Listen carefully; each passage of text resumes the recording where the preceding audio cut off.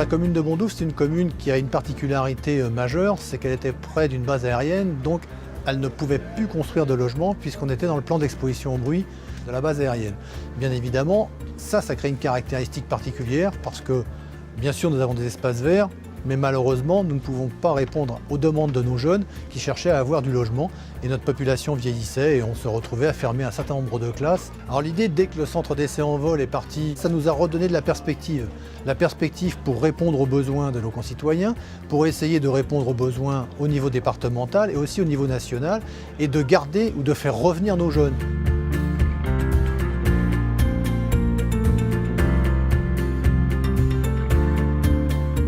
Paris Sud, Seine-et-Saône-Sénart, a un rôle d'assemblier, un rôle de coordinateur, et on ne pourrait pas le faire sans l'aménageur.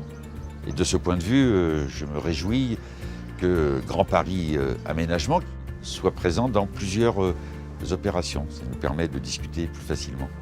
Grand Paris Aménagement est l'aménageur du site et donc coordonne les différentes phases. On inaugure aujourd'hui la première tranche, les différentes phases sur l'opération. Cette zone d'aménagement concerté a été créée en 2010 et l'opération ira jusqu'à, en théorie, au moins 2026. C'est le lancement d'une opération qui comptera au moins 1500 logements, dont 30% de logements sociaux, qui comptera dans sa diversité des commerces, des services publics, des équipements, un groupe scolaire, une médiathèque.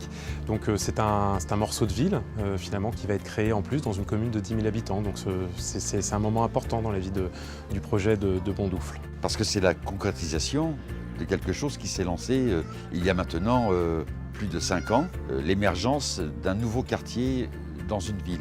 Ce n'est jamais simple. Et là, on voit maintenant que les craintes sont levées, que le programme est agréable, qu'il répond en plus à des normes écologiques, à des équilibres entre l'accession à la propriété, l'accession sociale, le locatif. Bref, un quartier diversifié dans une ville, une première tranche de plus de 150 logements qui montre bien que maintenant, ce projet Grand Parc, qui va prendre encore des années, eh bien, il est lancé, il ne reviendra pas en arrière.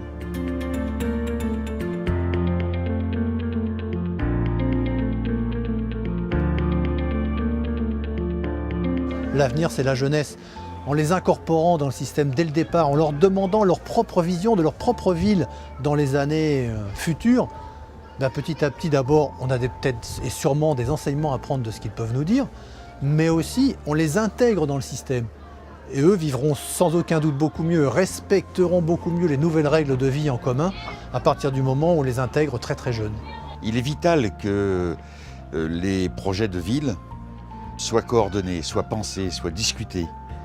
Parce qu'il ne s'agit pas de construire des opérations côte à côte, les unes en ignorant les autres, d'organiser en quelque sorte une nouvelle concurrence entre les territoires à l'intérieur d'un territoire.